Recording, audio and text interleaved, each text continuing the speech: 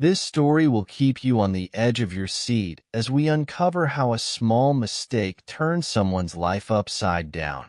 Face screaming in fear, full of twists, surprises, and lessons, this thrilling continuation of our journey will leave you amazed. Glowing Star, and if you haven't watched part 1 yet, make sure to check it out first for the complete experience. Clapperboard Sparkle. When the goats were between me and my dog, I quickly hid behind a tree. I whispered to my dog, "Come here," and then shouted loudly to get his attention. My dog bolted toward me, and so did the goats. I stayed hidden, holding my breath. When one goat came close, I jumped out and grabbed its leg. Gotcha, I thought. But before I could celebrate, the goat kicked me hard on the nose with her other leg. Ouch! I cried, letting go. The goat ran away faster than I could blink. We failed. I looked at my dog and sighed. This isn't working. We need a better plan. Defeated, we walked home. I just wanted to sit and relax. In January, I began working on a new fence. I wanted it to be strong, so it took me 3 long months. While building it, I made an exciting discovery: big birds on the island.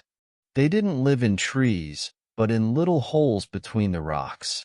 Catching them was surprisingly easy, and their meat was delicious. Even better, they had eggs, and I could cook and eat them too. One day, while cleaning, I found an old bag that once had corn inside. Now, it only had a few leaves in it. I tossed the contents outside my camp, needing the bag for storing gunpowder. Weeks later, something magical happened. I saw green leaves growing where I had thrown the corn. It was young corn sprouting. I was overjoyed. This meant one thing: bread in the future. But my happiness didn't last long. In March, while I was inside my cave, the ground began to shake. Pieces of earth fell from the cave's roof. Panicked, I ran outside just as an earthquake struck. Big stones rolled down the hill, but thankfully, they missed my tent. I sat on the ground, too shaken to go back inside. What if another earthquake comes? I thought. I couldn't risk sleeping in the cave anymore. So, I decided to build a house. In April, I started working on it. It took me 3 months, but when it was finished, I felt safe and proud. In July, I fell terribly ill. I couldn't get out of bed for days. My body felt weak, and my dreams became wild and strange.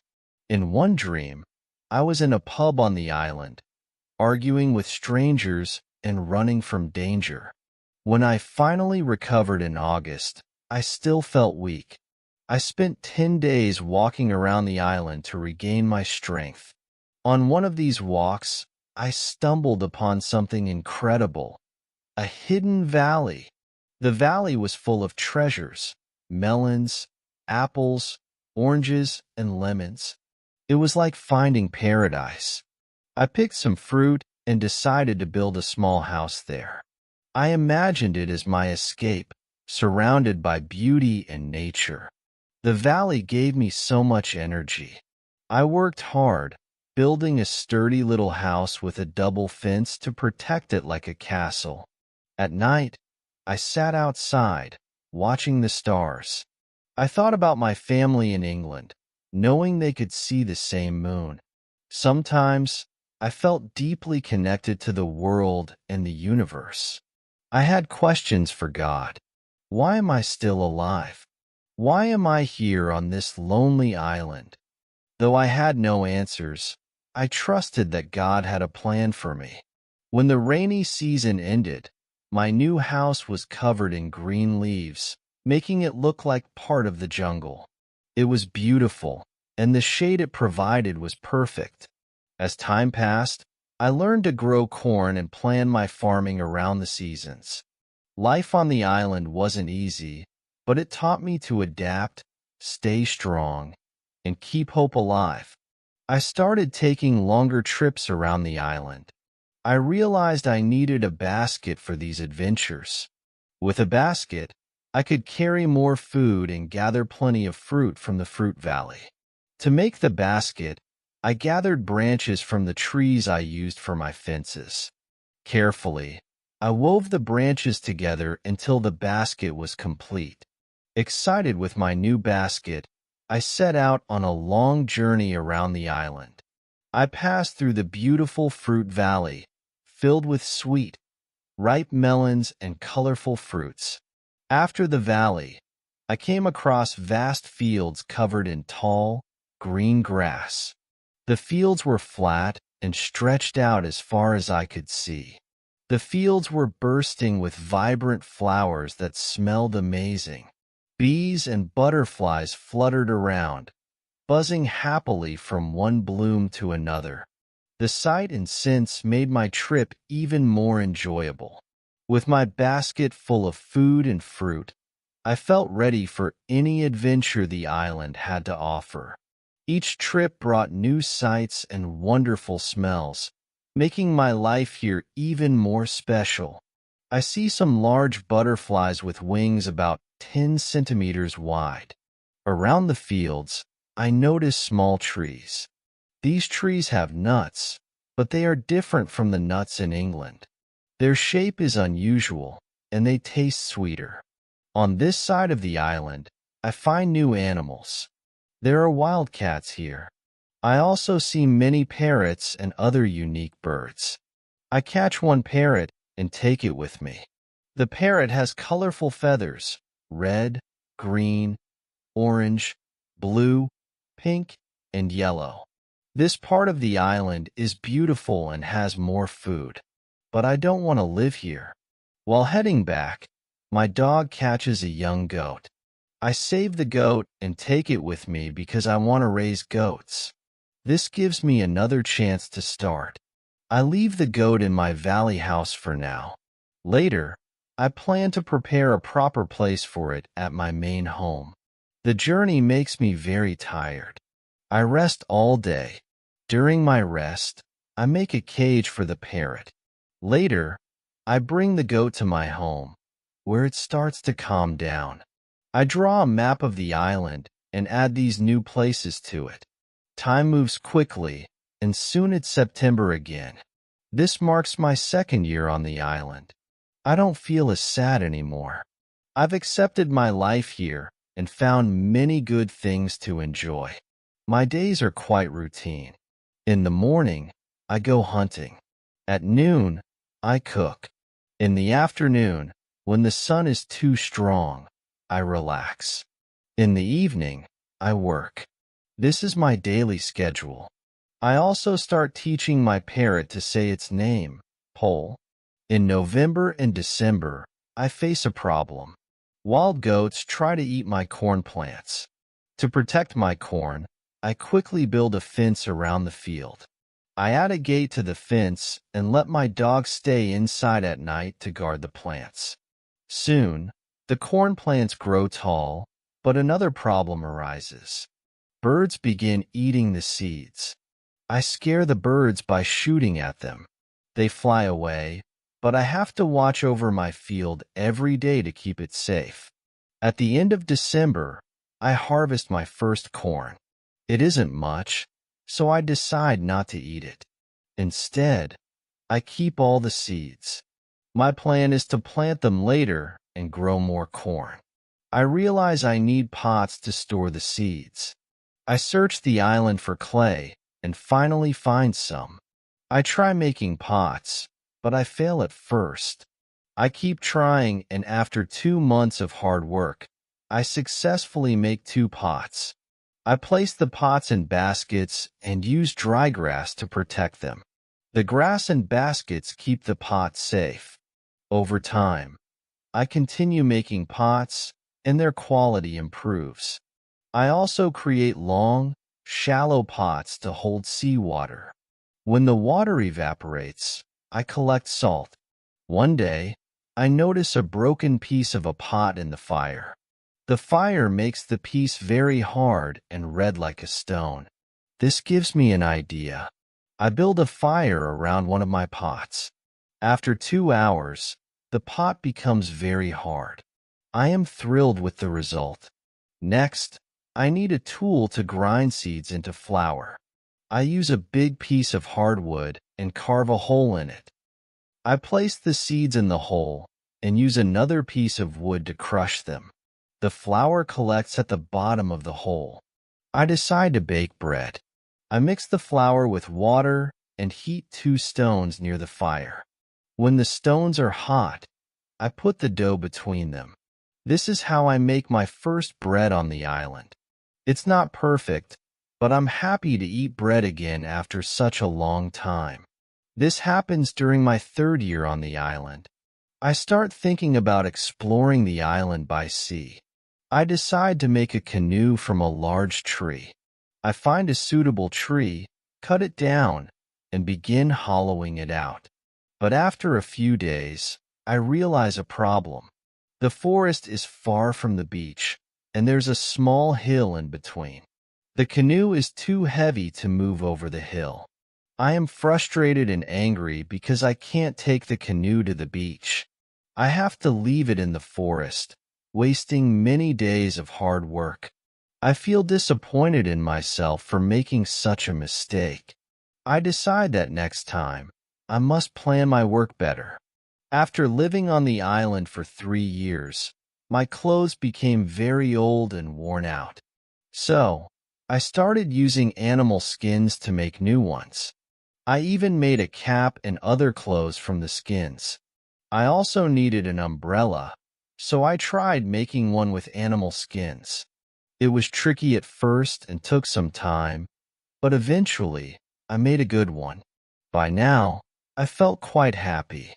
I had everything I needed to live a decent life. For the next 5 years, life continued peacefully. During this time, I decided to make another canoe. This one was smaller and easier to move to the beach. By June, the canoe was ready. I wanted to explore the island by sea, so I packed food, water, and my guns, preparing for the adventure. The trip started with a challenge. The sea near the island had dangerous rocks, making it hard to navigate. Then, as I tried to return to land, a strong current pulled my canoe away from the island. I panicked.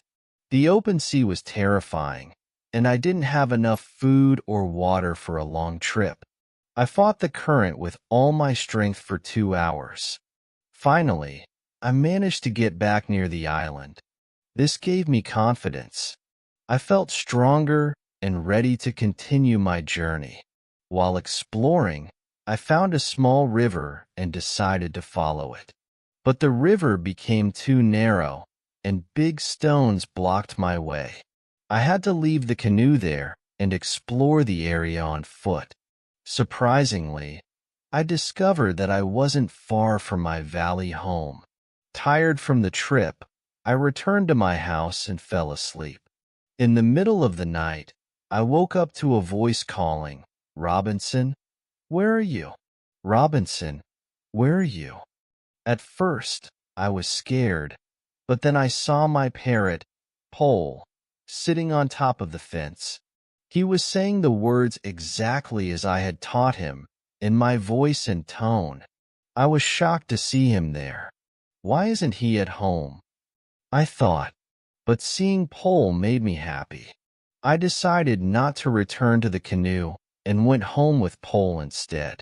After this adventure, I didn't take any big trips for a whole year. I stayed at home, making tools, pots, and even beautiful baskets. Life became calm again. It's been 11 years since my first day on the island. One day, I notice my gunpowder is running low, and it worries me. I need gunpowder to hunt animals for food. My first goat has grown very old. I want meat, but I can't bring myself to kill her. One day, she dies naturally. With less gunpowder, I realize I need another way to get meat. I decide to make a trap. At first, I fail, but then I manage to catch 3 young goats, one male and 2 females. I bring them home. I build a small fenced area for the goats, but it's too small for all 3. So, I build a larger fence. It takes me 3 months, but the new area is big and full of grass and water. Over time, the goats become calm. Soon, they eat from my hand. In 2 years, I have 12 goats, and in 3 years, more than 20. Thanks to the goats, I now have plenty of milk and meat. I experiment and learn how to make cheese and butter. My table is full, and my home is alive with animals, my dog, goats, and my parrot. But I still miss having someone to talk to. One day, I go near the sea, where the current is strong. On the way, I think about how strange I look now. I wear a big hat, a short jacket, and trousers made of animal skin. My feet are wrapped in goat skin, and I carry 2 belts, one for my gun and knife, the other for gunpowder. My beard is long, and I have an umbrella over my head. I look nothing like the man I was 11 years ago. While walking on the beach to check my canoe, I see something shocking, a human footprint in the sand. I freeze and look around but see no one. Terrified, I run back to my house.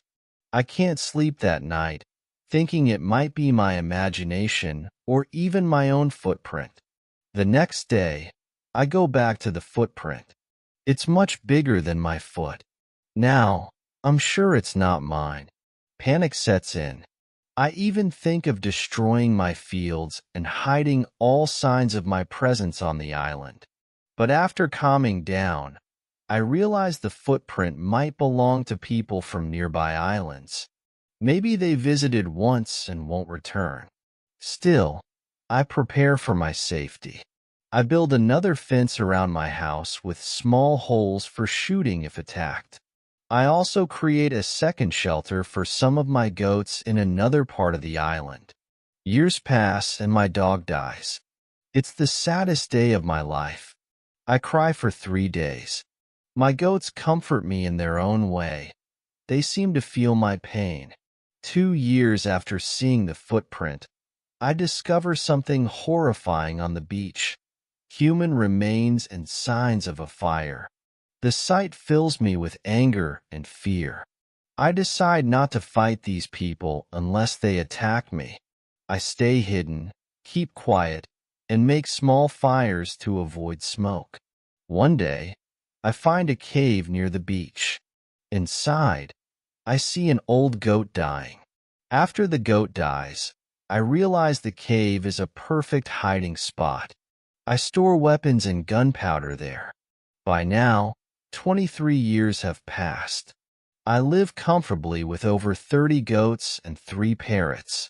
One day, I see a fire on the beach. I prepare my weapons and hide, watching 9 people leave in canoes. After they leave, I find blood and bones on the beach again. I decide I will kill them if they return. One evening, after a storm, I hear a gunshot from the sea. I see a light from a ship in trouble. I light a big fire on the beach, hoping they see it. I keep the fire burning until midnight, but no one comes. I wonder, where are the men from the ship? The next morning and the mysterious ship. The next morning, I spot a ship in the distance. It's anchored far from the beach, appearing eerily abandoned. I cannot understand why. I anticipate seeing people from the ship and yearn to converse with someone after so long. The isolation weighs heavily on me. Determined, I paddle my canoe towards the vessel. As I approach, I see the ship is Spanish and utterly wrecked. To my surprise, a lone dog greets me, wagging its tail excitedly. I offer it bread and water, realizing it must be starving. Despite searching the ship thoroughly, I find no signs of human life. Questions flood my mind. Where are the sailors? What happened here? It remains a mystery. The ship holds many boxes, both large and small, filled with various goods. Some contain alcohol, but they are too heavy for my canoe. I gather items I can carry, including guns, gunpowder, shirts, and precious metals. The gunpowder, vital for survival, is far more valuable than gold or silver on this deserted island. After several trips to the ship, I return with a treasure trove of supplies, including much-needed shoes. I stash everything in my cave, ensuring it's safe. Life gradually returns to its usual rhythm, though I can't stop thinking about the ship's crew and the threat of cannibals on the beach. An unusual dream. One night in March, I dream of two canoes landing on the beach.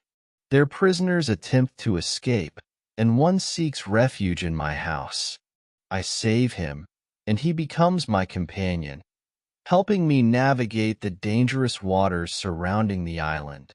The dream lingers in my mind, filling me with hope. Perhaps I can save a prisoner from the cannibals and gain a companion.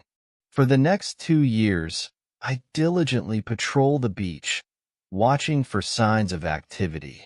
A new arrival. One fateful afternoon, I spot 5 canoes carrying over 30 men. Watching through my telescope, I see they have 2 prisoners.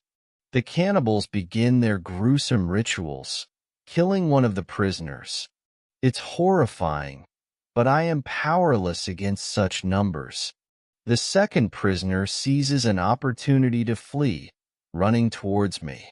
Only 2 cannibals chase him. I grab my guns and hide behind a tree, ready to act. When the prisoner approaches, I shoot the first cannibal, then the second. The prisoner, initially terrified, eventually understands I mean no harm. He kneels before me in gratitude, displaying respect in a way unfamiliar to me. I take him to my cave, feed him, and let him rest. Observing him, I note his youth, strength, and pleasant demeanor. A bond forms. The man, whom I name Friday, quickly becomes an essential part of my life. I teach him simple English words like yes, no, and hello. In turn, he teaches me about his people and their ways. Despite his cannibalistic background, Friday is eager to learn and adapt. Friday proves resourceful and intelligent. Together, we expand my cornfield, bake bread, and prepare meals. He brings herbs from the forest, enhancing the flavor of our dishes. Slowly, Friday learns to use tools and weapons.